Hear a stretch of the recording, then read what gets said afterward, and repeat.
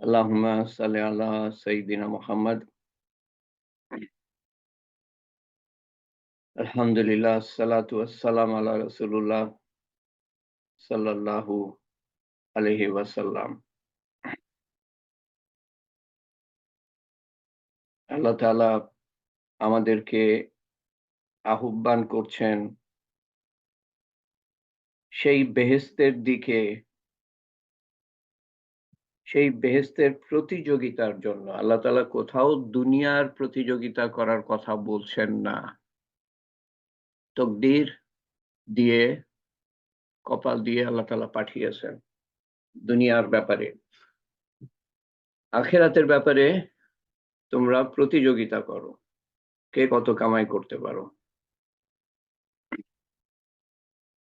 এবং সেই বেহেশত কিরকম? সেই বেহেশত হলো আসমান এবং জমিনের থেকেও আরো বৃহৎ, আরো বড়। সেই বেহেশতের জন্য আল্লাহ তাআলা প্রতিযোগিতা করছেন। প্রতিযোগিতা করতে আহ্বান করছেন। সেখানে আপনি হবেন বাদশা। বেহেশতের বাদশাহী পাবেন। দুনিয়ার বাদশাহীর মতো না। আপনি যা ইচ্ছা করবেন তার থেকে বেশি আল্লাহ তাআলা দিবেন। দুনিয়ার বাদশা এরকম পায় না যে যা ইচ্ছা করে তাই হয়। হয় না সবসময়। এবং দুনিয়ার বাদশাহীর সীমা আছে। এতটুকু, এতটুকু দেশ, এত বড় দেশ, সীমা আছে। বেহেশতের বাদশাহী আসমান থেকে জমিন কত বড় আমরা ধারণা করতে পারি না। তার থেকেও বৃহৎ বাদশাহীর জন্য আল্লাহ তাআলা প্রতিযোগিতা করছেন।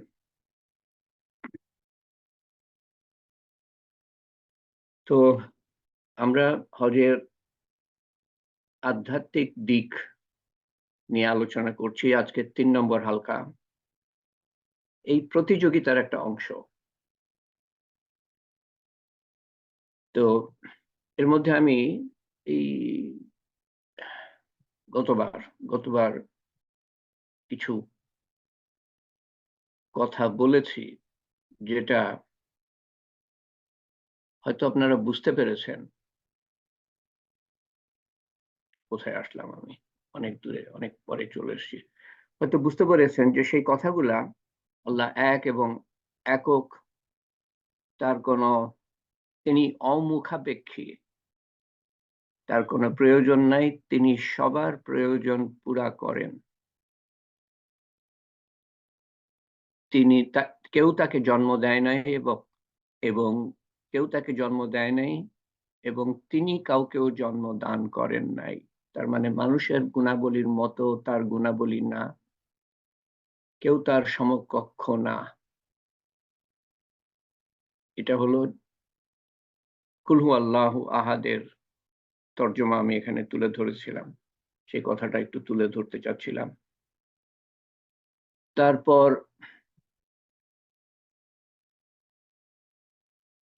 ৬ নম্বর পয়েন্টে আমরা আছি। তৌহিদ সম্বন্ধে আলোচনা। তৌহিদ সম্বন্ধে আলোচনা। এই দোয়াটার কথা বলেছিলাম। আমি দোয়াটা টাইপ করতে পারি নাই। অনেক দেরিতে মনে হয়। পারলে আপনারা ছবি তুলে নিবেন। কোন ঘটনা যদি ঘটে, যখন মনের মধ্যে শয়তান চিন্তা ঢুকায়, এমন না করে অমন করলে পরে, এমন না হয়ে যদি অমক হতো তাহলে ভালো হতো। ভালো খারাপ আপনার আমার করার মধ্যে না। যেটা আমি চাই সেটা হয় নাই, আল্লাহর ইচ্ছাই হয় নাই। আপনার আমার সেটা পাল্টানোর কোনো ক্ষমতা ছিল না। এই কথাগুলা বলছিলাম। আর এই দোয়াটা বলেছিলাম। দোয়াটা যদি চান ছবি উঠিয়ে নিতে পারেন। তালিম হালকায় আমি পোস্ট করব। কাদারাল্লাহু ওয়া মা শাআ ফাআলা। আল্লাহ এটা নির্ধারণ করেছেন এবং তিনি যা চান তাই করেন। শয়তান দূর হয়ে যায়। দ্বিতীয় কথা এটা বলেছিলাম। আর এটা মনে রাখবেন, যে যেই জগতে আমরা বাস করি, আমরা ভ্রান্ত ধারণা নিই, অমুক করলে অমুক হতে পারতো, আমি এটা করলে এরকম হতে পারতো। এগুলা চলে না। যেটা আল্লাহ চান সেটাই হয়। যেভাবে চান সেভাবেই হয়। যেমনটা চান তেমনটা হয়। যতটা চান ততটা হয়। কেউ ঠেকাতে পারে না। কারণ আমরা অত্যন্ত অসহায় এই পৃথিবীতে। এটা যদি আপনি স্বীকার না করেন তো আমি আপনাকে বলি যে আপনার জীবনে এতগুলা দিন চলে গিয়েছে, এতগুলা বছর, এতগুলা মুহূর্ত, এতগুলা সেকেন্ড, আপনি একটা সেকেন্ড ফিরিয়ে আনার চেষ্টা করেন। একটা সেকেন্ড। বয়স হয়ে গিয়েছে, ভ্রু কুঁচকে গিয়েছে, চামড়ায় ভাঁজ পড়েছে। একটু শুধরাবার চেষ্টা করেন। অসহায় আমরা এবং এগিয়ে যাচ্ছি মৃত্যুর দিকে। খেয়াল নাই। হ্যাপি বার্থডে আর হ্যাপি ম্যারেজ ডে কিন্তু প্রত্যেক দিন, প্রত্যেক বছর আরো ১ বছর কবরের দিকে এগিয়ে যাচ্ছি। খেয়াল নাই। কোন জগৎ তৈরি করে নিয়েছি যেন আমি বেঁচেই থাকবো, কিন্তু তা হওয়ার নয়। অত্যন্ত অসহায় আমরা। যে এই দুনিয়াতে কোনো মানুষ আপনার সাহায্য করতে পারবে না। পীর সাহেবও না। যাকে পীর সাহেব বলেন, এই পীর সাহেবেরই খবর নাই কি হবে না হবে। নবীরও ক্ষমতা নাই সুপারিশ করবে সাল্লাল্লাহু আলাইহি সাল্লাম আল্লাহর অনুমতি ছাড়া। এবং ততটুকু করতে পারবেন যতটুকু আল্লাহ তাআলা অনুমতি দেন। জমজমের পানির কথা একজন জিজ্ঞেস করছিলেন পরে প্রশ্নের উত্তরে, যে জমজমের পানি খাই আমরা এই মনে করি যে জমজমের পানির মধ্যে কিছু শক্তি আছে। সে সম্বন্ধে রাসূলুল্লাহ সাল্লাল্লাহু আলাইহি সাল্লাম বলে গিয়েছেন, জমজমের পানি যেই উদ্দেশ্যে খাওয়া হবে সেই উদ্দেশ্য সফল হবে। এই ধরনের কথা কাছাকাছি এ ধরনের হাদিস। কিন্তু তারপরেও আমরা এটা মনে না করি যে জমজমের পানির নিজস্ব কোনো ক্ষমতা আছে। সেজন্য আমরা দোয়া পড়ি জমজমের পানি খাওয়ার আগে। দোয়াটা শিখে নিবেন। আল্লাহুম্মা আসআলুকা ঈমানান কামিলান ইয়াকিনান সাদিকান ইলমান নাফিয়া শিফায়ে মিন কুল্লি দাই। শেষের কথাটা হলো যে আল্লাহ তাআলা শিফা দান করেন। জমজমের পানির সাধ্য নাই। আল্লাহ ইচ্ছা করেন তো এই জমজমের পানির দ্বারা আরোগ্য লাভ করতে পারে মানুষ। এবং প্রত্যেক ক্ষেত্রেই তাই। কারো কোনো নিজস্ব ক্ষমতা নাই এবং সেই কথাটাই আমি এই হাদিসের মাধ্যমে তুলে ধরার চেষ্টা করেছিলাম, যা আমি আজকে সকালে তালিম হালকায়, সকালে বা বিকালে তালিম হালকায় পোস্ট করেছি। এবং জীবনে একটা হাদিস যদি মুখস্থ করেন, তো এই হাদিসটা মুখস্থ করবেন। তৌহিদ সুন্দরভাবে, সহজভাবে আমাদের সামনে তুলে ধরার চেষ্টা করেছে। একাত্মবাদ মানে আল্লাহ এক, শুধু সেটাই না। আজকে সেটা নিয়ে আলোচনা করব আরো কিছুটা। তো হাদিসটা যে পরশুদিন পড়েছিলাম সেটা আবার পড়ি। আপনি ৪-৫ বার যদি পড়েন, আপনার মনের মধ্যে বসে যাবে এবং তারপরে বলতে থাকেন মানুষকে। আপনার মধ্যে একাত্মবাদ,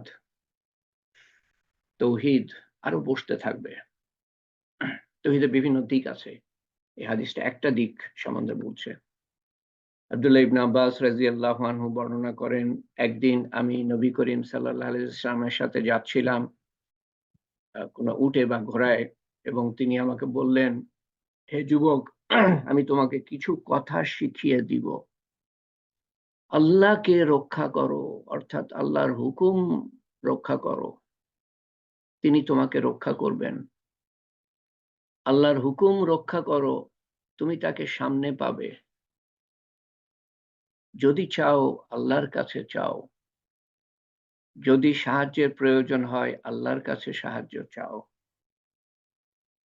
আল্লাহ তাআলা সরাসরি সাহায্য করতে পারেন, মানুষের মাধ্যমে করতে পারেন, ফেরেশতার মাধ্যমে করতে পারেন, আবার সরাসরি করতে পারেন। এর ঘটনা একটা বলি আমি। আজকে সকালে কয়েক ঘন্টা আগেই আ টেক্সট মেসেজে পড়লাম আমাদের তালিম হালকায় অংশগ্রহণকারী আ সালমা সালমা রহমান সহসা হজে গিয়েছে তার স্বামীর সাথে। তো মেসেজ দিয়েছে হজ সম্বন্ধে। ঠিকঠাক মতো করেছে। নামাজ কালাম পড়ছে মসজিদ হারামে, হারাম শরীফে। তো পায়ের হাঁটুতে ব্যথা বা পায়ের কোনো জায়গায় ব্যথা, বসে নামাজ পড়তে পারে না, চেয়ারে বসে নামাজ পড়তে হয়। দাঁড়িয়ে পড়ে, তারপরে বসার সময় চেয়ারে বসতে হয়। মোয়াল্লেমকে বলে, মোয়াল্লেম বলে, "আমি তো ভিতর থেকে কিভাবে আনবো চেয়ার? চেয়ার তো সব ভিতরে, মসজিদের ভিতরে।" তো কষ্ট করে পড়েছে একদিন। পরের দিন ফজরের সময় মনে, মনে বলছে, "আল্লাহ আমার একটা চেয়ার হলে ভালো হতো। আল্লাহ আমার একটা চেয়ার হলে ভালো হতো, আরাম হতো।"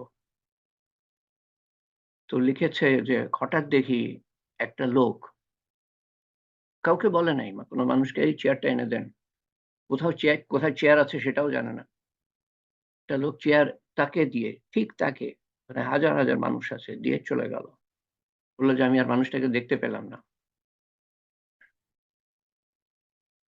যদি চাও আল্লাহর কাছে চাও। যদি সাহায্যের প্রয়োজন হয় আল্লাহর কাছে সাহায্য চাও।" এটাতে আপনার আমার ঈমান কতটুকু বাড়বে জানি না।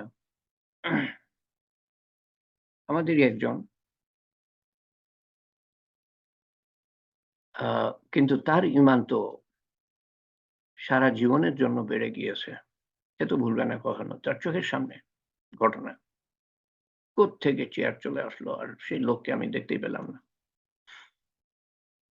তো আমি যদি ভুলে যাই, সবার জন্য দোয়া করেছে তালিমের হালকা, জীবিত মৃত, এবং আ আপনাদের কাছে দোয়া চেয়েছে। তারপর রাসূলুল্লাহ সাল্লাল্লাহু আলাইহি সাল্লাম বলছেন, "জেনে রেখো, যদি সমগ্র বিশ্ব একত্রিত হয় তোমাকে সাহায্য করতে চায়, তবে তারা তোমাকে সাহায্য করতে পারবে না, যদি আল্লাহ তা লিখে না থাকেন। আর যদি সারা বিশ্ব তোমার ক্ষতি করার জন্য একত্রিত হয়, তবে তারা তোমার ক্ষতি করতে পারবে না, যদি আল্লাহ তা লিখে না থাকেন। কলমগুলো তোলা হয়েছে, পাতাগুলো শুকিয়ে গেছে, যা লেখা হয়ে গেছে, ব্যাস, পাতা শুকিয়ে গিয়েছে।" তো এই কথাগুলা আমরা মনের মধ্যে বসাই, তালবিয়ার মাধ্যমে বসাবার চেষ্টা করি। এটা আসলে শুধু হজের কাজ সেটা না। আমাদের অন্তরে তৌহিদ জিনিসটা বদ্ধমূল। বাকি সব জায়গায় গড়বড় থাকতে পারে। কিন্তু এই যে আল্লাহর একাত্মবাদ সম্বন্ধে, আল্লাহরই ক্ষমতা, নিরঙ্কুশ ক্ষমতা, আর কারো ক্ষমতা নাই। এই জিনিসটা, কোনো কিছুর ক্ষমতা নাই। কোনো বস্তুর ক্ষমতা নাই, কোনো দিনের ক্ষমতা নাই, কোনো মানুষের ক্ষমতা নাই। এটা মনের মধ্যে আমাদের সবসময় থাকার কথা। না হলে ঈমান এর কমজোরি। অতএব এই তালবিয়া যে পড়বো, লা শারিকা লাক, লাব্বাইক আল্লাহুম্মা লাব্বাইক, লাব্বাইক লা শারিকা লাকা লাক লাব্বাইক। এই কথাগুলা তোতা পাখির মতো না পড়ি, অর্থ বুঝে পড়ি, এবং আপনাদের সামনে ছোট এবং বড় শিরক দূর করার দোয়াও পেশ করেছিলাম। এতে আমি যাব না এখন। আ অর্থ পেশ করেছি। তো তো এই এই এই ওইটুক ছিল গতবারের শেষ অংশ। আজকে এখান থেকে শেষ শুরু। তৌহিদ মানে হলো একমাত্র আল্লাহকে ঈশ্বর ও প্রভু হিসাবে, খোদা ও প্রভু হিসাবে, আল্লাহ ও প্রভু হিসাবে বিশ্বাস করা, এবং প্রভুত্ব, রুবুবিয়াত, প্রভুত্ব, রব, মালিক, খালেক, অনেক কিছু আছে ওই শব্দের মধ্যে, রব শব্দের মধ্যে। প্রভুত্ব এবং দেবত্বের সমস্ত গুণাবলীকে একমাত্র তারই প্রতি আরোপ করি। আর আর কেউ প্রভুত্ব বহন করে না, আর কেউ দেবত্ব বহন করে না, যেই হোক না কেন। সে কোনো মূর্তি হোক, আর ঈসা আলাইহিস সালামই হোক, আর রাসূলুল্লাহ সাল্লাল্লাহু আলাইহি সাল্লাম হোক, কেউ প্রভুত্ব বহন করে না, কেউ দেবত্ব বহন করে না, তাদের উপর আমরা আরোপ করতে পারি না। তাওহীদ হলো বিশ্বাস করা যে আল্লাহ এক, আল্লাহ এক, তার প্রভুত্ব। রুবুবিয়ত, রুবুবিয়ত, রব হিসাবে আল্লাহ এক, এবং রুবুবিয়তের মধ্যে অনেক গুণাবলী আছে, একটু পরে আমি বলছি। দেবত্ব, উলুহিয়াত আরবিতে, দেবত্ব, ডিভাইন যদি ইংরেজিটা বুঝতে পারেন, বাংলায় তর্জমা করা যায় দেবত্ব, আরবিতে উলুহিয়াত। এবং ৩ নম্বর দিক হলো নাম ও গুণাবলীতে আল আসমা ওয়াল সিফাত, তার নাম এবং গুণাবলীতে কোনো অংশীদার বা সহযোগী নাই। তার রুবুবিয়াতে কোনো অংশীদার নাই, তার উলুহিয়াত বা দেবত্বে কোনো অংশীদার নাই, তার গুণাবলীতে কোনো নাম এবং গুণাবলীতে কোনো অংশীদার নাই। এই তিনটের অর্থ এরকম: তৌহিদ আল রুবুবিয়াত, ঐশ্বরিক প্রভুত্বের একত্ব, এর অর্থ হলো সৃষ্টি। প্রভু, রব শব্দটার একাধিক অর্থ আছে, এর মধ্যে অনেক কিছু বোঝায়। আল্লাহ সৃষ্টিকর্তা সেটাও বোঝায়, সার্বভৌমত্ব, সমস্ত ক্ষমতা আল্লাহ তাআলার, সেটা বোঝায়, নিয়ন্ত্রণ আল্লাহ তাআলার, জীবন ও মৃত্যু প্রদান আল্লাহর কাজ ইত্যাদি ক্ষেত্রে আল্লাহকে এক ও অদ্বিতীয় বলে বিশ্বাস করা। এক এবং অদ্বিতীয়, দ্বিতীয় কেউ নাই আর। কবরে প্রথম প্রশ্ন কি হবে? তোমার রব কে ছিল? এর মধ্যে সব চলে আসে রব শব্দের মধ্যে। আল্লাহকে যদি আমি একমাত্র সৃষ্টিকারী, সার্বভৌমত্বের অধিকারী, নিয়ন্ত্রক, জীবন ও মৃত্যু প্রদান করেন একমাত্র, খাওয়ান পরান, তো তখন ওই প্রশ্নের উত্তর দিতে পারবো। তো যদি বসিয়ে থাকি, সময় লাগে বলতে বলতে মানুষকে, আল্লাহ খাওয়ান, আল্লাহ পরান, আল্লাহ মারেন, আল্লাহ রাখেন, আল্লাহ রব। কুরাইশ এবং অন্যান্য অনেক মুশরিক তৌহিদের এই অংশটিকে গ্রহণ করেছিল বা গ্রহণ করে। আল্লাহ আছেন, উনি খাওয়ান পরান, কিন্তু আমার সমস্যার সমাধান আল্লাহ একা করতে পারবে না, এই জন্য আমি বিভিন্ন দেব দেবতার পূজা করি। আল্লাহ আছেন, কিন্তু আল্লাহর বিভিন্ন সাহায্যকারী আছে, আল্লাহর কোনো সাহায্যকারী নাই। ফেরেশতারা আল্লাহর সাহায্যকারী বটে, কিন্তু তাদের নিজস্ব কোনো ক্ষমতা নাই। আল্লাহ তাআলা তাদের ডিউটি এবং ক্ষমতা দিয়ে দিয়েছেন। ২ নম্বর হলো তাওহীদ আল উলুহিয়াত, মানে হলো আভ্যন্তরীণ, ভিতরের এবং বাইরের, বাহ্যিকভাবে, কথায় ও কাজে সমস্ত ইবাদতকে একমাত্র আল্লাহর জন্য নিবেদন করা। এখানে ইবাদতের কথা বলা হচ্ছে, আগে বিশ্বাসের কথা বলা হচ্ছে। তো তাওহীদে রুবুবিয়তে বিশ্বাস, আল্লাহ রব, আল্লাহ এক, একক, উনি রব, এটা বিশ্বাসের ব্যাপার। আর ভিতরে এবং বাইরে আমার কার্যকলাপে আমি এক আল্লাহর ইবাদত করব। মনের মধ্যেও থাকবে না কারো প্রতি কোনো সম্ভ্রম যে সেই ব্যক্তি কিছু করতে পারে বা সেই সত্তা কিছু করতে পারে, মনের মধ্যেও থাকবে না। হ্যাঁ, তো মানুষকে সম্মান করব, কিন্তু ভক্তি না, যে ভক্তি আল্লাহকে করা উচিত, একমাত্র আল্লাহর প্রাপ্য।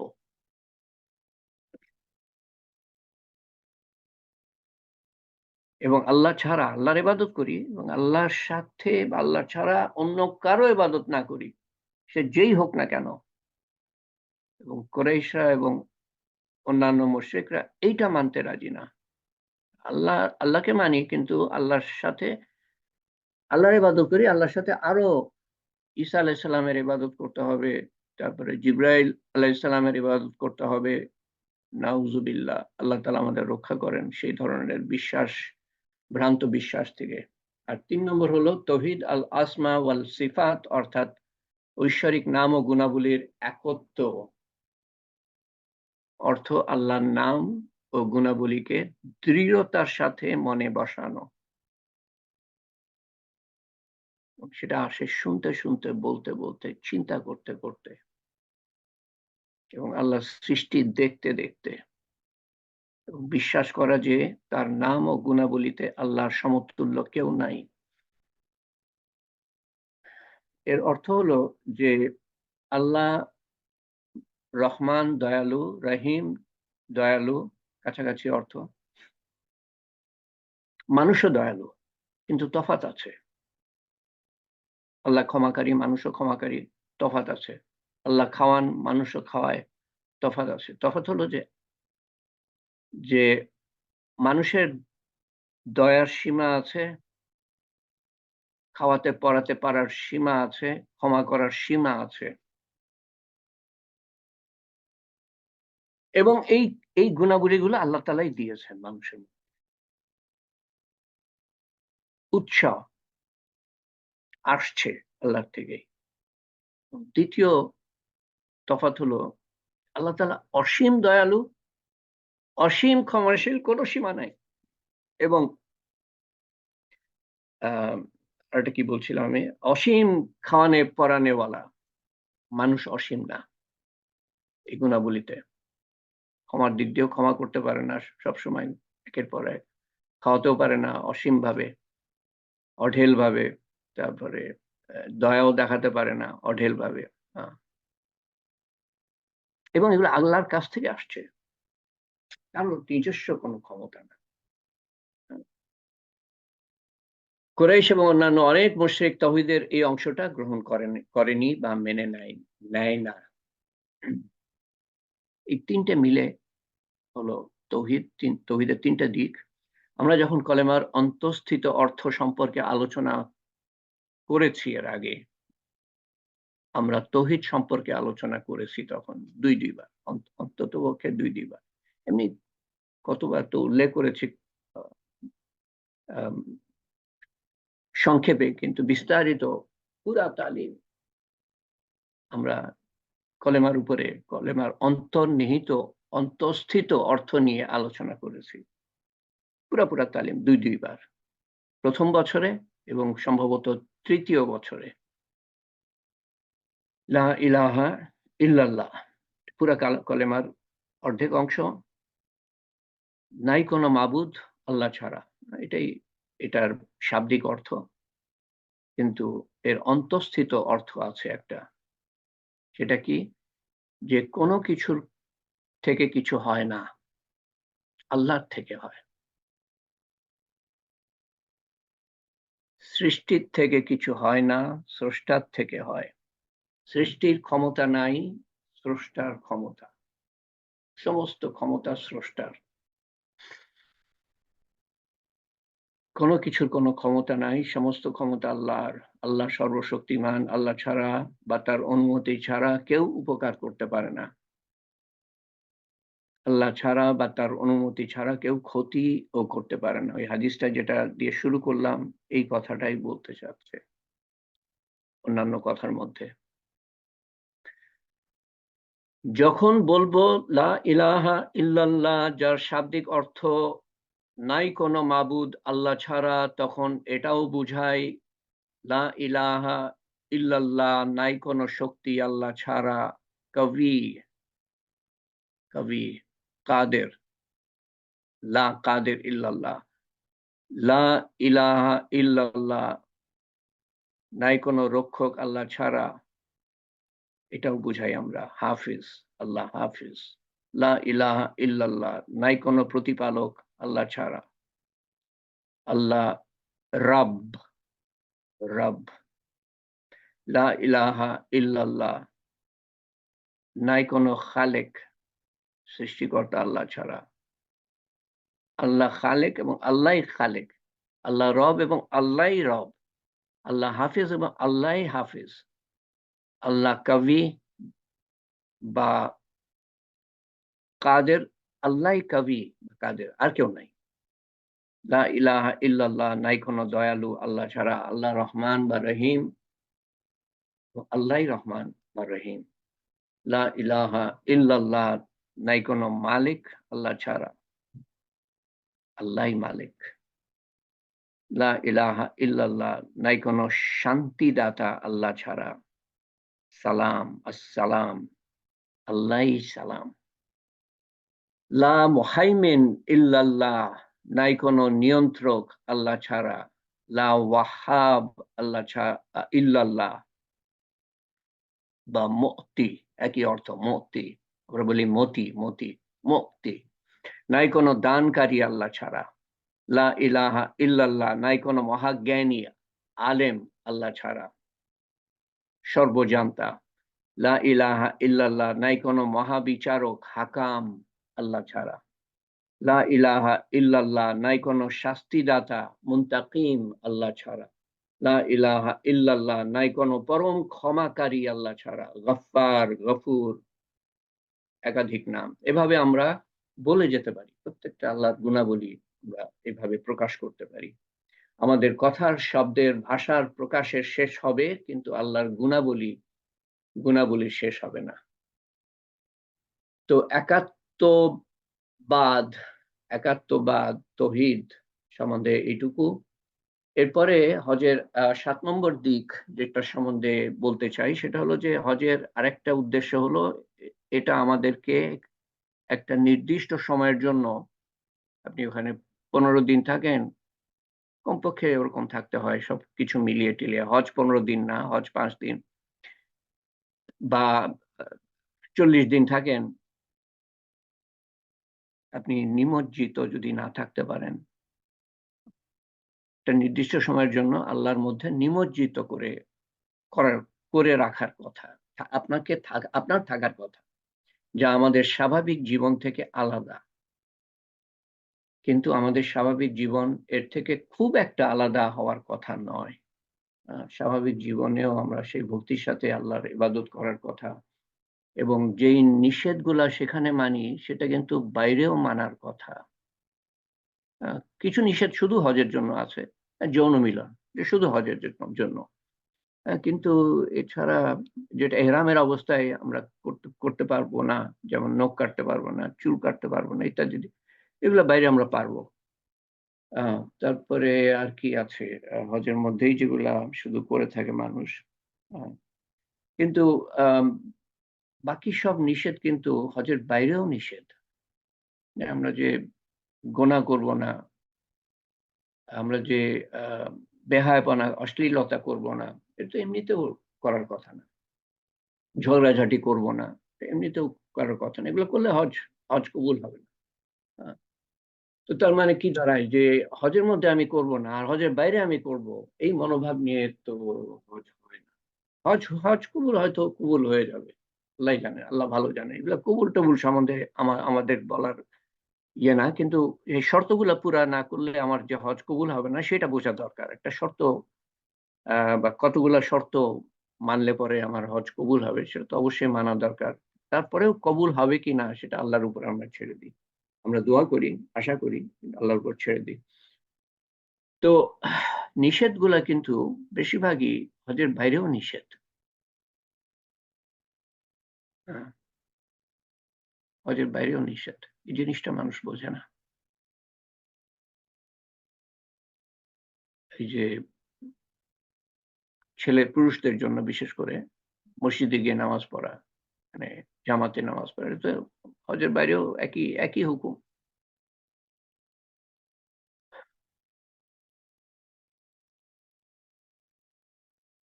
তো ওই নির্দিষ্ট সময় একটা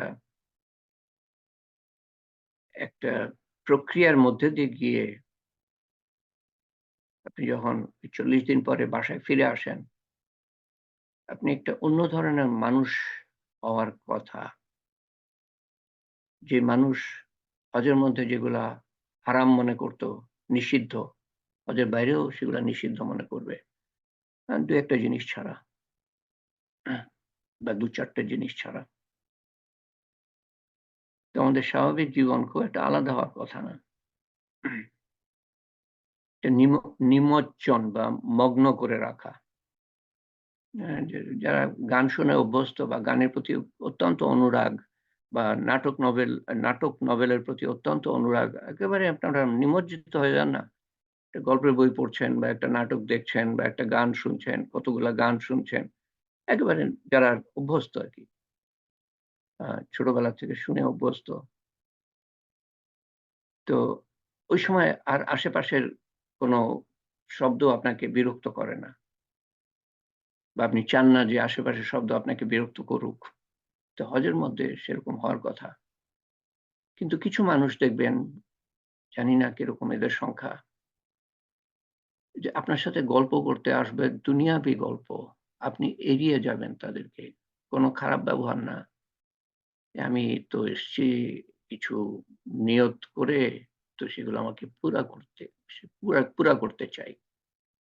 গীবত করবে, এ দুনিয়ার গল্প করবে, হাসি ঠাট্টা তামাশা করে সময়টা নষ্ট করবে। কারণ তারা এত অভ্যস্ত ওগুলার মধ্যে যে হজের মধ্যেও তারা পারে না, ওই নিমজ্জিত হতে পারে না, মগ্ন হতে পারে না। তো এই মগ্ন না হলে আপনি কিন্তু সেই লাভ পাবেন না। হজ থেকে যে লাভ পাওয়ার কথা, একেবারে হারিয়ে যাবেন, একেবারে হারিয়ে যাবেন। ওই ২ টা সপ্তাহ হোক বা ১৪ দিন হোক আর ৪০ দিন হোক, একেবারে হারিয়ে যাবেন আপনি। হারিয়ে যান। কারণ হারিয়ে যেতে হবে একদিন। হারিয়ে যাওয়া মানে কি আল্লাহর কাছে ফিরে যেতে হবে। সেই আল্লাহর মধ্যে হারিয়ে যান। এখন, এখন। তখন তো যেতে হবেই যখন সময় আসবে, ডাক আসবে।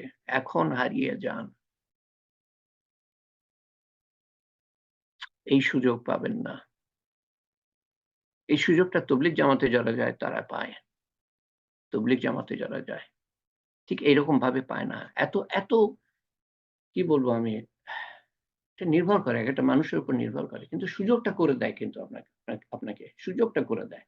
আপনি সেই সুযোগ গ্রহণ করেন কিনা সেটা হলো আপনার কথা। আ আমরা অন্তরে আল্লাহর শক্তি ও ক্ষমতার ধারণা স্থাপন করি, ধারণ করি। অসীম শক্তিশালী, অসীম ক্ষমতা। কিছুটা, কিছুটা ছিটেফোঁটা আমার অন্তরে এসে যেন পড়ে। সংকল্প করি যে হজের বাইরেও সর্বদা তার ইবাদত করতে হবে।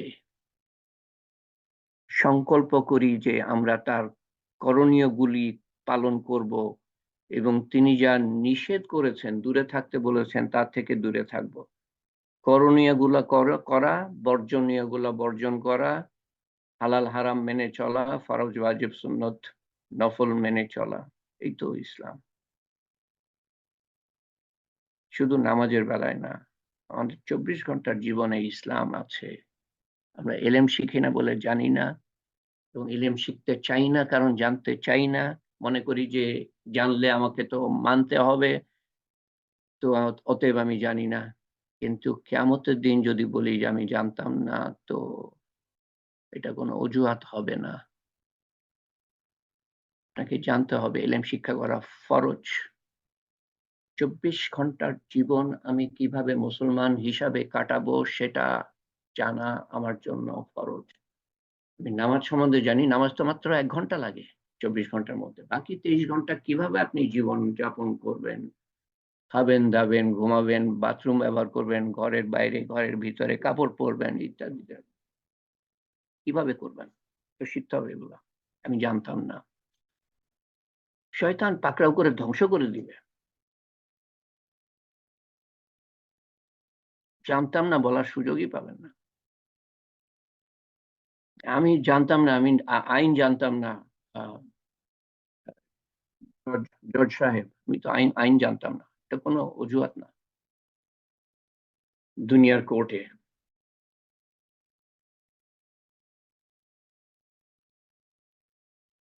আসলে এটাকে সুযোগ হিসাবে গ্রহণ করা উচিত যে আমার জীবনের পরিবর্তন আনবো। আপনি মনে করেন যে না আমি এটা করতে পারব না, ওটা করতে পারব না। আসলে দেখবেন যে ওগুলা না করলেই আপনার ভালো লাগবে।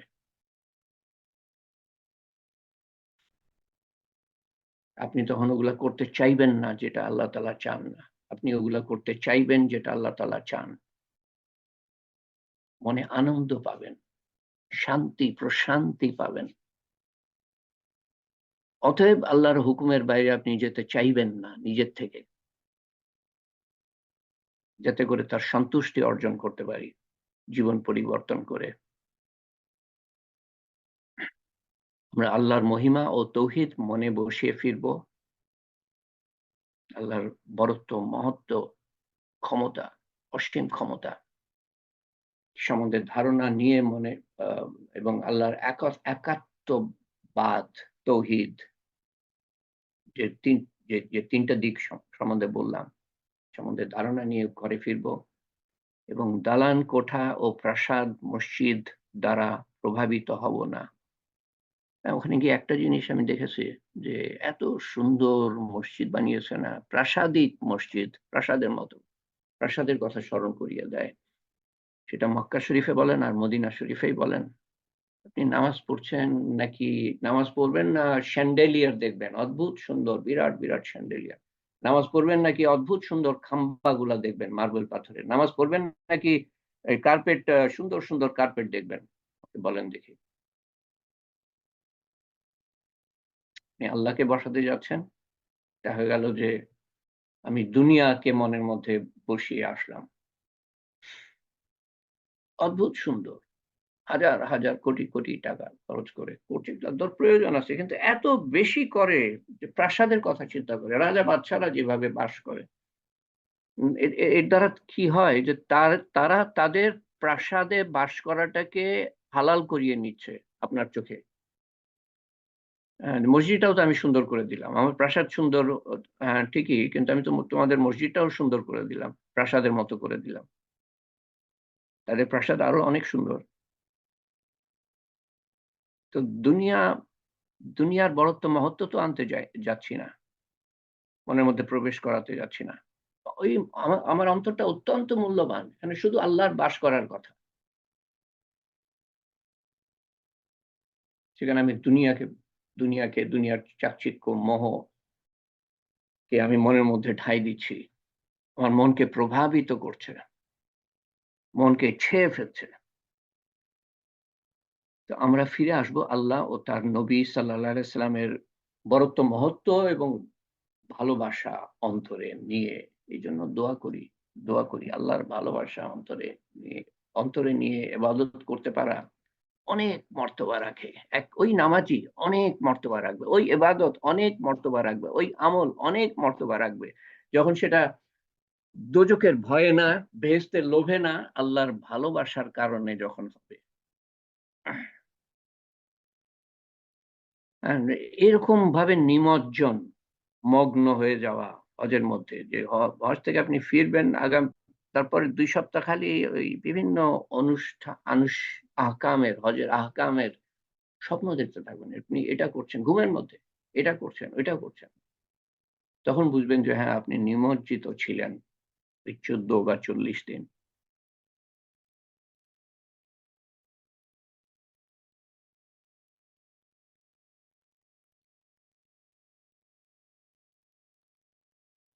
এই বিষয়ের উপর শেষ কথা, আল্লাহকে সন্তুষ্ট করার জন্য আমরা বেঁচে থাকব এবং আল্লাহকে খুশি করার জন্য মৃত্যুবরণ করব। না, আরো একটা কথা আছে। এই জীবন জীবন নয়, বেহেশতে আসল ও অনন্ত জীবন। এই জীবন যদি জীবনই হতো তো শেষ কেন? এই জীবন যদি আনন্দ করার জন্য যদি হতো তো দুঃখ বেদনা কেন? এই জীবন যদি ফুর্তি করার জন্য হতো তো বিচ্ছেদ কেন? বেশ, একটা মাত্র জায়গা আছে যেখানে দুঃখ নাই, কষ্ট নাই, ব্যথা নাই, বেদনা নাই, আশাহত হওয়া নাই, বিয়োগ নাই, সর্দি নাই, কাশি নাই, জ্বর নাই, দুঃখ নাই, কষ্ট নাই। একটা জায়গা, শেষ নাই, আনন্দ আর আনন্দ, প্রশান্তি আর প্রশান্তি, চিরদিন। সেখানে আপনি আপনার প্রিয়জন যারা দুনিয়া থেকে গিয়েছে বা যাবে তাদের সাথে মিলিত হবেন যদি তারাও আল্লাহকে খুশি করে যেতে পারে। এরপরে আরো আছে, আমি খালি আপনাদের দেখাতে চাচ্ছিলাম যে যারা তালিমের হালকার মেম্বার না তারা এরকম একটা ফেসবুক গ্রুপ পাবেন। টাইপ করলে পরে তালিম হালকা বানানটাও আপনার সেদিন কালকে উচ্চারণ করছিলাম। ভাবলাম যে আজকে আপনি ছবিটা দেখাই, উপরের ছবি যেটা প্রচ্ছদ ছবি বলে না কি বলে, আর নিচে তালিম হালকা এইভাবে বানান। মেম্বার রিকোয়েস্ট পাঠাবেন, তাহলে আপনি মেম্বার হতে পারবেন, না হলে আমরা পারবো না আপনাকে মেম্বার করতে। আর অ্যানাউন্সমেন্ট বা কোনো কোরআন বা হাদিস পোস্ট করা হয় সেগুলা নোটিফিকেশন পাবেন। পরের বিষয়টা হলো সবাই এক, ধনী গরিব সবাই একই রকম সাদা এহরামের কাপড় পরে। এর অর্থ কি? আল্লাহ তাআলা আমাদের বলতে চাচ্ছেন এর মাধ্যমে যে তোমরা সবাই এক। আরব উত্তম না অনারব থেকে, সাদা উত্তম না কালোর থেকে, কেউ কারোর থেকে উত্তম না তার জন্মগত অবস্থার থেকে, ডিগ্রির থেকে, ধন দৌলতের থেকে, ক্ষমতার কারণে, খ্যাতির কারণে কেউ আল্লাহর সামনে প্রাধান্য রাখে না। কিসের উপর রাখে? তাকওয়া, আল্লাহ ভীরুতা, আল্লাহর সম্বন্ধে সচেতনতা, যেটা ঈমান মজবুত করে এবং আমল করতে আমাদের উদ্বুদ্ধ করে সবসময়, সেই তাকওয়া। তাকওয়ার উপরে ভেদাভেদ আল্লাহর কাছে। তাকওয়ার উপরে ভিত্তি করেই আল্লাহ তাআলার কাছে পার্থক্য, ডিস্টিংশন। এহরাম পরার সময় কাফনের কাপড়ের কথা ভাবুন। আমার আরেকটা দিন লাগবে, শুক্রবার, ওই দিন আমি মনে হয় এই কথাটা নিয়ে শুরু করব, বা এই কথাটা ওই দিন থাকবে ইনশাআল্লাহ। শুক্রবারে আমি শেষ করে দেওয়ার চেষ্টা করব। কিন্তু এই শুক্রবার পর্যন্ত যে বলবো এই আধ্যাত্মিক দিক সম্বন্ধেই, হজ কিভাবে করতে হবে সেটার উপরে বই আছে, অনেক বই আছে। আপনাকে মুআল্লিমরা বলে দিবে কিভাবে পদে পদে। এখন বললেও আপনার মনে থাকবে না, তো এটা বলে লাভ নাই। এই ধারণাগুলা নেওয়া উচিত। আমি হজে যাই আর না যাই, এই ধারণাগুলা হজের বাইরেও প্রযোজ্য। একাত্মবাদ হজের বাইরেও প্রয়োজন। আল্লাহর মধ্যে নিমজ্জিত হওয়া হজের বাইরেও প্রয়োজন। এটা আমার সবাই এক, এই ধারণা তো হজের বাইরেও প্রয়োজন আমার। আল্লাহর কাছে কোনো মূল্য রাখে না। আপনি বাদশাহ আর আমি গরিব, তা আপনি আল্লাহর কাছে গুরুত্বপূর্ণ আর আমার কোনো গুরুত্ব নাই, এইটা মোটেই ঠিক না। আমাদের যখন মৃত্যু হবে এবং তারপরে গোসল দেওয়া হবে কি বলে লাশের, তার সাথে সমস্ত ডিগ্রি আর পদবি আর ক্ষমতা আর ধন দৌলত আর খ্যাতি সব মুছে যাবে কাফনের পানির সাথে, শেষ। তখন বলাও হবে না যে বাদশাহ মারা গিয়েছে। এই যে সৌদি আরবের গত বাদশাহ যে মারা গেল, সেখানে ছিলেন একজন আলেম, উনি বলছিলেন, হারাম শরীফে আমি ছিলাম, অ্যানাউন্সমেন্ট করা হলো যে লাশের জানাজার কি বলে লাশের মাইয়াত, যিনি মারা গিয়েছেন, মাইয়াতের জানাজা হবে। বাদশার জানাজা হবে সেটা বলা হয় নাই। বাদশাহ পদবীও শেষ,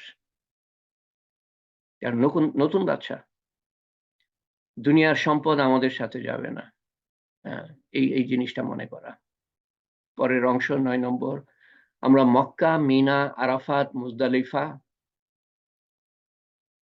প্রথমে মক্কায় যাই আমরা, তারপরে মিনা। তার আগে কেউ মদিনায় যেতে পারে, কিন্তু হজ করতে হলে মক্কায় আসতে হবে। তারপর এহরাম কি বলে উমরা করা, তারপর উমরা থেকে বেরিয়ে আসা, তারপর ৮ তারিখে মিনায় যাওয়া, ৮ থেকে ১২ বা ১৩ তারিখ মিনাতে থাকা। ১২ তেও ফিরে আসতে পারে, ১৩ তারিখেও ফিরে আসতে পারে। কিন্তু এই মিনায় যে আছে থাকবে, তখন মধ্যে গিয়ে মক্কায় গিয়ে আবার উমরা করার কথা। তো মক্কা, তারপরে মিনা, তারপরে সেখান থেকে ৯ তারিখে আরাফাত, এটাই হলো হজ। আর আল হাজ্জ আল আরাফা, হজ হলো আরাফাত। এই ৯ তারিখে জোহরের সময় যাওয়া এবং তারপরে মাগরিব পর্যন্ত থাকা, দোয়া, জোহরের নামাজ, আসরের নামাজ, দোয়া, দোয়া, দোয়া, দোয়া, দোয়া। দেখি সামনের বার যদি শুক্রবার যদি কিছু বলতে পারি এ সম্বন্ধে। ওই সময়টা একেবারে সবচেয়ে নিমজ্জিত, সবচেয়ে গুরুত্বপূর্ণ সময়। আল্লাহ তাআলার রহমত সবচেয়ে বেশি বর্ষিত হয়। বদরের যুদ্ধের পরে সবচেয়ে বেশি আল্লাহর রহমত বর্ষিত হয় এই আরাফাতের সময়। আরাফাতের এই কয়েকটা ঘন্টা। জোহর থেকে নিয়ে মাগরিব পর্যন্ত। তারপরে মুজদালিফা, মাগরিবের পরে মুজদালিফা। ওইখানে মাগরিব এবং এশার নামাজ একসাথে। আল্লাহর হুকুম সেইজন্য একসাথে। মাগরিবের নামাজ স্বাভাবিকভাবে ওটা কাজা হয়ে যায়। কিন্তু কাজা না। আল্লাহ হুকুম করেছেন মুজদালিফায় গিয়ে সব পাশাপাশি। কিন্তু যেতে লক্ষ, লক্ষ মানুষ যেতে সময় লাগে। মুজদালিফায় যেতে, যেতে এশার নামাজ সময় হয়ে যায়। আরো দেরি হয়ে যায় অনেক সময়। তো মুজদালিফায় রাতে থাকা, এই সুযোগটা নিবেন না দয়া করে। আল্লাহর নবী ছিলেন মুজদালিফায় রাতে সাল্লাল্লাহু আলাইহি সাল্লাম। সুন্নত এটা থাকা। কেউ, কেউ ওয়াজিব বলেন, সুন্নত বলেন কেউ। কিন্তু আল্লাহর নবী সুন্নত, বাস এটা ওয়াজিব কি আমার দেখার দরকার নেই। আল্লাহর নবী ছিলেন, আমি থাকবো। মেয়েদের জন্য ছাড় আছে। মেয়েরা কিছুক্ষণ থেকে ওখানে ওই যে পাথর মারবে, ৩ দিন পাথর মারবে। সেই ৩ দিনের পাথর, যে কটা পাথর নেয়া দরকার, এই কি বলে ছোলার যে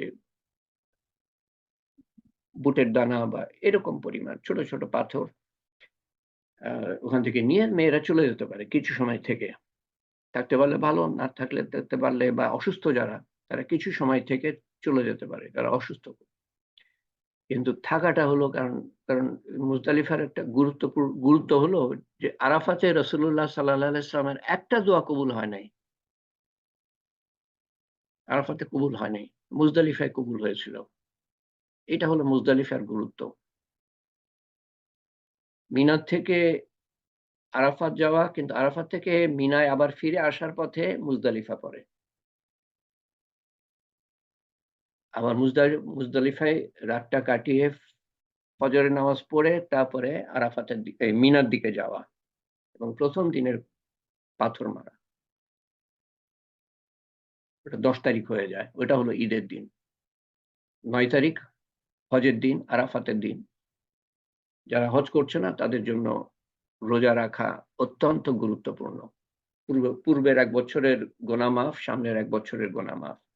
কবিরা সগীরা গুনাহ, ছোট গুনাহ। বড় গুনার জন্য আমরা আল্লাহর কাছে বিশেষভাবে মাফ চাই। আচ্ছা, তো মুজদালিফায় গিয়ে পাথর মারার কথা একটা একটা জায়গায়, একটা স্তম্ভে। শয়তানের দিকে যেমন ইসমাইল আলাইহিস সালাম মেরেছিলেন সেরকম আমাদের মারার কথা। কিন্তু সকালের দিকে মারাত্মক ভিড় হয়। ওই সময়টা এড়িয়ে যাবেন। সোজা আপনার টেন্টে যান, তাঁবুতে যান, সেখানে সময় কাটিয়ে দুপুরের পরে বার হন। ভিড় অনেকটা কমে যাবে। তখনই সকালবেলায় মানুষ পিষে যে মারা যায়, ওই সময় মারা যায়। কোনো প্রয়োজন নাই, বিশেষ করে মহিলাদের। চাপাচাপির মধ্যে তো আপনাকে যেতে বলে নাই। মানুষকে কষ্ট দেয়া বা মানুষের কাছ থেকে কষ্ট পাওয়া। তো দুপুরের পরে যান, তারপরে সেখান থেকে সোজা মক্কায় চলে যান। আ উমরাহ, হজের উমরা এটা। ১ম এ তো যাওয়ার পরে উমরা, এটা হলো হজের উমরা। উমরা এবং মানে তাওয়াফ এবং সাফা মারওয়া, সাই এটা করে মক্কায় মিনায় আবার ফিরে আসেন। কেউ, কেউ সুযোগ নেওয়ার চেষ্টা করেন। আ মক মক্কা শরীফে থেকে যায়, হোটেলে থেকে যায়। আরাম করি, একটু গোসল করি। আরে আরাম কি, আল্লাহর নবী কি করেছিলেন সেটা করেন। আল্লাহর কাছে বদলা চান, আল্লাহর নবী কি করেছিলেন সেটা করেন। তারপরে এটা তো ১০ তারিখ গেল। হ্যাঁ, তারপরে আপনি ওটার পরে কোরবানি আপনার যখন হয়ে যাবে, আপনাকে মোয়াল্লেম বলবেন মোয়াল্লেমকে যে জানাতে হবে আমাদেরকে কোরবানি কখন হলো। কারণ সুন্নত হলো যে কোরবানি হওয়ার পরে মাথা ন্যাড়া করা বা চুল ছোট করা। মাথা ন্যাড়া করা হলো সবচেয়ে উত্তম। তখন আপনি এহরাম থেকে বেরিয়ে আসতে পারেন। হজের এহরাম যেটা ৮ তারিখে আপনি এহরাম পড়েছিলেন গিয়ে এবং পরে মিনায় গিয়েছিলেন ৮ তারিখ। ৮ তারিখে গিয়ে আপনি জোহরের নামাজ, কি বলে, আসরের নামাজ, মাগরিবের নামাজ, এশার নামাজ, ফজরের নামাজ পড়ে আরাফাতের দিকে রওনা দিবেন ৯ তারিখে। এহরামের কাপড় পরে মক্কা থেকে আপনি মিনায় যাচ্ছেন যে ৮ তারিখে, এহরামের কাপড় পরে যাচ্ছেন। সেই কাপড়টা আপনি যখন ১০ তারিখে পাথর মারার পরে আপনি উমরা করলেন, তাওয়াফ এবং সাই, সাফা মারওয়া, পরে আপনার কোরবানি হলো, চুল কাটলেন, ব্যাস আপনি গোসল করে এহরাম খুলে স্বাভাবিক কাপড়ে আপনি যেতে পারেন এবং স্বাভাবিক জীবনযাত্রায় আপনি যেতে পারেন। তো পরের দিন ১১ তারিখে ৩ টে জায়গায় পাথর মারতে হবে, ১২ তারিখে ৩ টে জায়গায় পাথর মারতে হবে। এগুলো আপনাদের বলে দিবে মোয়াল্লেম সাহেব। তারপরে ১৩ তারিখ থাকলে থাকতে পারেন, কিন্তু বেশিরভাগ গ্রুপের সাথে যেহেতু যাওয়া, গ্রুপের সাথেই আসতে হবে। ১২ তারিখে চলে আসে, ১২ তারিখ আসরের আগে চলে আসতে হবে। যদি মাগরিবের সময় হয়ে যায় তাহলে ওই ১৩ তারিখে ছাড়া আপনি আসতে পারবেন। সেটাও তাদের তাদের দেখার ব্যাপার মোয়াল্লেমের। সব মানুষ মারা যাবে এবং পুনরুত্থিত হবে, কিয়ামতের দিন আরাফাতে সমবেত হবে। এই কথাটা মনে করা। এই যে আমরা সমবেত হচ্ছি মিনায়, তারপর আরাফাতে যাচ্ছি। এই লক্ষ, লক্ষ মানুষ মিনায় যাচ্ছে, লক্ষ, লক্ষ মানুষ আরাফাতে যাচ্ছে একসাথে। একসাথে মানে একের পর এক। তারপর মুজদালিফা, তারপর আবার ব্যাক টু মিনা। তারপর সেখান থেকে আবার মক্কায় যাওয়া, উমরা করা, আবার ফিরে আসা মিনা। বহুত মেহনত, পরিশ্রম, কষ্ট, হাঁটাহাঁটি, আর এত গাড়ি, কারণ রাস্তাঘাট তো অত চওড়া না, বিরাট না, পাহাড়ের মধ্যে দিয়ে যেতে হয়। মক্কা এবং মিনার মধ্যে পাহাড়। বহুত কষ্ট, ওরে আল্লাহ! এইজন্য বেশি বয়সে যাওয়া খুব কষ্টকর। বিভিন্ন দেশের যুবকরা যায়। ইন্দোনেশিয়া, মালয়েশিয়া, তুরস্ক, বাংলাদেশের বৃদ্ধরা যায়। সারা জীবন আমি ইচ্ছামতো জীবনযাপন করে নিই, তারপরে হজ করব। অনেকে এই সুযোগই পায় না। তো সব মানুষ মারা যাবে এবং পুনরুত্থিত হবে কিয়ামতের দিন। আলেমরা বলেন আরাফাতে সমবেত হবে। ওই যে ৯ তারিখ আরাফাত, ওখানে সমবেত হবে। এত মানুষ কিভাবে সমবেত হবে? এটা তো আল্লাহর ব্যাপার। বেশি বেশি জায়গা লাগে না। দুনিয়ার সমস্ত মানুষ, যতই মানুষ হোক না কেন, ১ম থেকে শেষ পর্যন্ত খুব বেশি জায়গা লাগবে না। এটা আল্লাহর ব্যাপার। আপনার আমার ওটা নিয়ে মাথা ব্যথা করার কি আছে? এবং হিসাব দিতে হবে। সবচেয়ে মারাত্মক দিক হলো আমাদের জীবনের, কি জানেন? এই জিনিসটা। হিসাব দিতে হবে। তো হিসাব দিতে না হতো, তাহলে তো আমি জীবনটা ইচ্ছামতো নিজের মতো করে, নিজের খেয়াল খুশি মতো করে কাটাতে পারতাম। হিসাব দিতে হবে। সবচেয়ে মারাত্মক দিক। এটার সম্বন্ধে মানুষের হোশ নাই, খেয়াল নাই, চিন্তা নাই, ভাবনা নাই। হিসাব দিতে হবে। সেজন্য যা ইচ্ছা তাই করতে পারে। যা ইচ্ছা, যত অনাচার, অত্যাচার করতে পারে, এই ভয়টা নাই বলে। আবার আমাকে জাগানো হবে এবং হিসাব দিতে হবে। এই দুদিনের দুনিয়া সেই হিসাবের জন্য প্রস্তুতি স্বরূপ। এটা দিয়ে শেষ করি ১০ নম্বর। ইব্রাহিম আলাইহিস সালাম, রাসূলুল্লাহ সাল্লাল্লাহু আলাইহি ওয়াসাল্লাম এবং সাহাবাগণ আল্লাহ তাআলার আদেশকে সমুন্নত রাখার জন্য অসীম ত্যাগ স্বীকার করেছেন। যে সম্বন্ধে ১ম দিন থেকেই বলে আসছি। আমাদেরও ত্যাগ স্বীকার করতে হবে। এই হজ করতে গিয়ে, যেটা বলতে চাচ্ছি যে হজ করতে গিয়ে এবং দৈনন্দিন জীবনে। আ দৈনন্দিন জীবনে আমাদের কিছু হারাম করতে হবে কিছু সময়ের জন্য।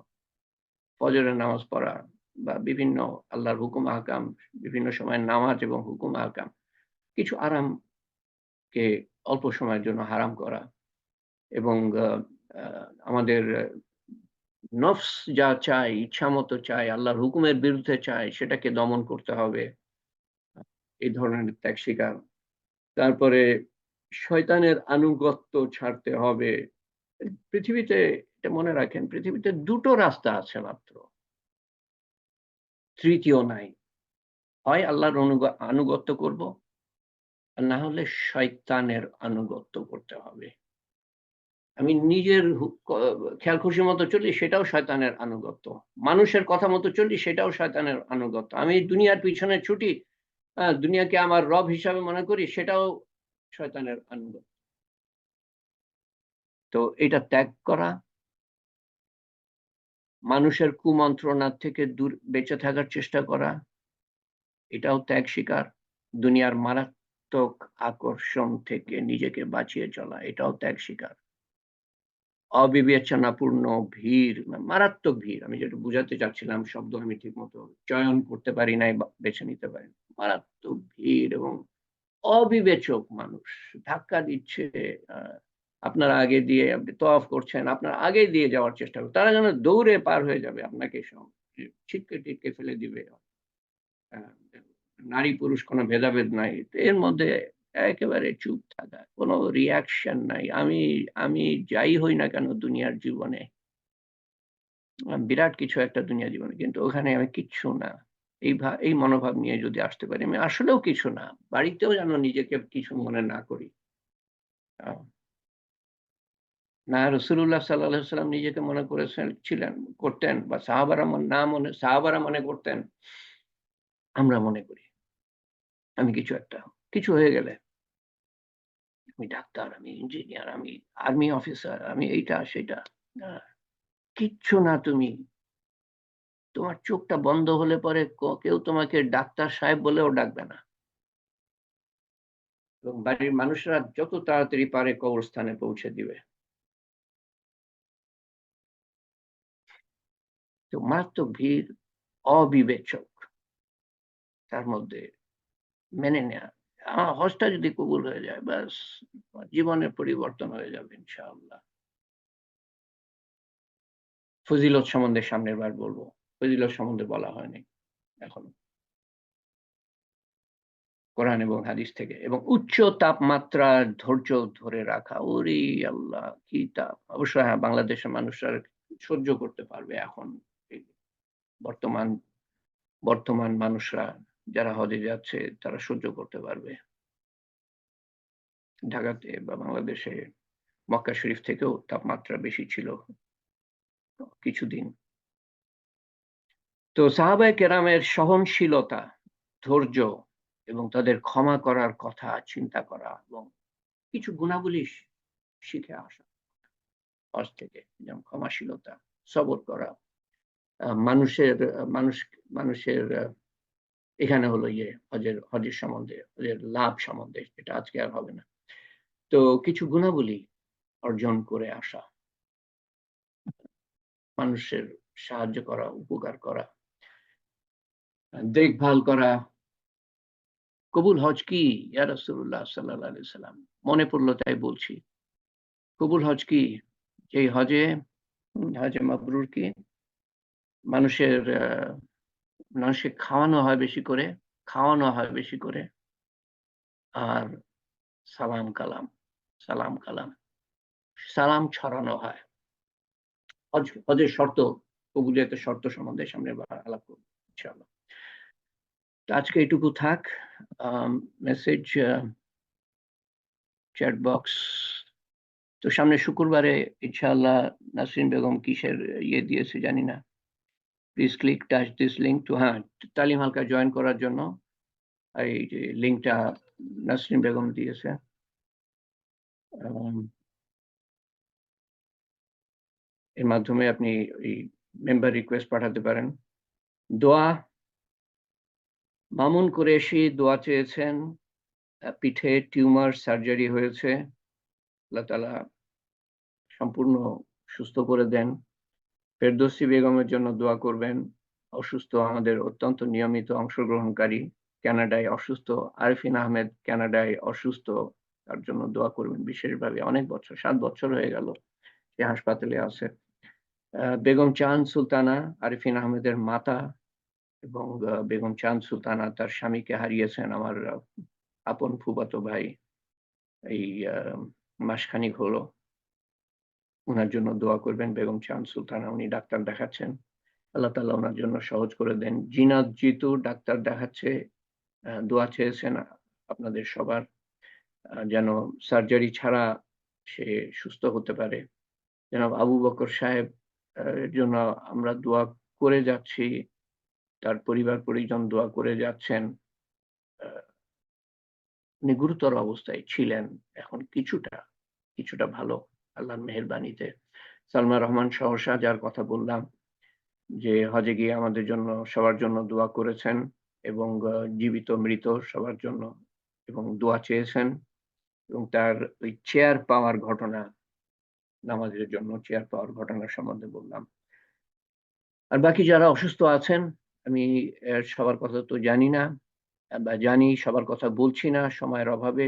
সামনের বার আ ইনশাআল্লাহ সময় যদি পাই তো বলব ইনশাআল্লাহ। কিন্তু কিছু যায় আসে না। আল্লাহ তাআলা জানেন কারা অসুস্থ। আপনার হাত উঠছে কিনা সেটা হলো বড় জিনিস এবং আপনার অন্তরে কি আছে না আছে। আল্লাহুম্মা আমিন। আল্লাহুম্মা সাল্লি আলা সাইয়্যিদিনা মুহাম্মাদ জাযাল্লাহু আন্না মুহাম্মাদান সাল্লাল্লাহু আলাইহি ওয়াসাল্লাম মা'াহু ওয়া আহলুহু। আল্লাহুম্মা আনতা রাব্বি লা ইলাহা ইল্লা আনতা আলাইকা তাওয়াক্কালতু ওয়া আনতা রাব্বুল আরশিল কারীম মা শাআল্লাহু কানা ওয়া মা লাম ইয়াশা।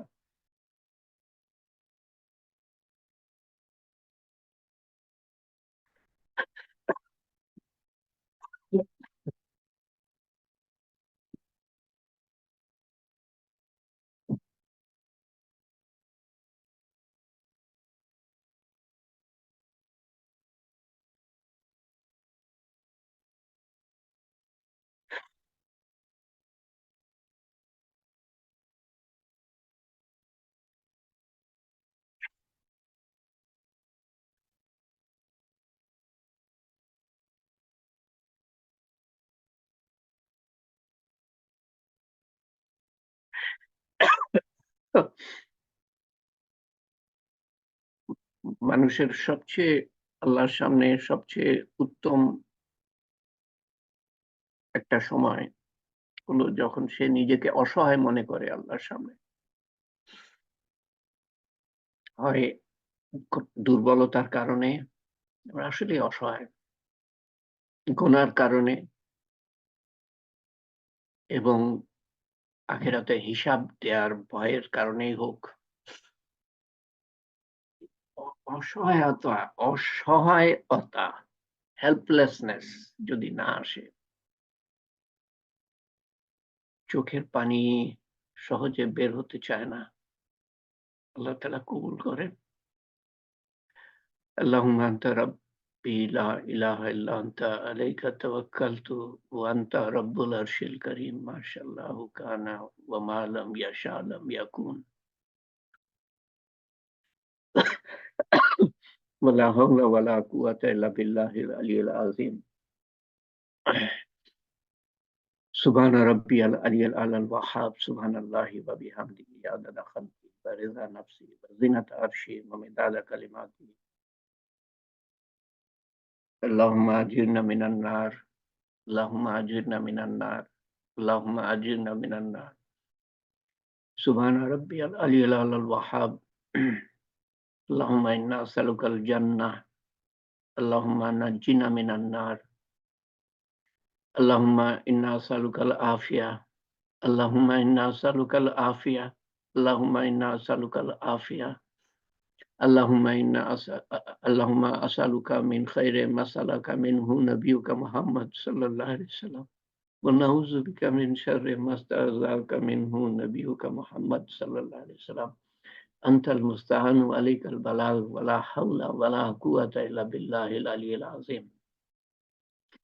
রব্বানা আতিনা ফিদ দুনিয়া হাসানাতাও ওয়া ফিল আখিরাতি হাসানাতাও ওয়া কিনা আযাবান নার ওয়া কিনা আযাবাল মাউত ওয়া কিনা আযাবাল কবর ওয়া কিনা আযাবাল হাশর ওয়া কিনা আযাবাল মিজান ওয়া কিনা আযাবাল ফুলসিরাত ওয়া কিনা আযাবাল মাসিয়াদ দাজ্জাল। ইয়া ফাতিরিস সামাওয়াতি ওয়াল আরদ আনতা ওয়ালি ফিদ দুনিয়া ওয়াল আখিরাহ। ইয়া হাইয়্যু ইয়া কাইয়্যুম বিরহমাতিকা আস্তাগীস। ইয়া যুল জালালি ওয়াল ইকরাম, ইয়া মালিকাল মুলক, লা ইলাহা ইল্লা আনতা সুবহানাকা ইন্না কুন্না মিনাজ জালিমিন। হে পাক পরওয়ারদিগার, তুমি আমাদেরকে তৌফিক দিয়েছো আল্লাহ, বড় মেহেরবানি করে আল্লাহ। যা কিছু আমরা বলার এবং শোনার সুযোগ পেয়েছি, তৌফিক দিয়েছো আল্লাহ। তার বুঝ আমাদের অন্তরে দিয়ে দিও আল্লাহ।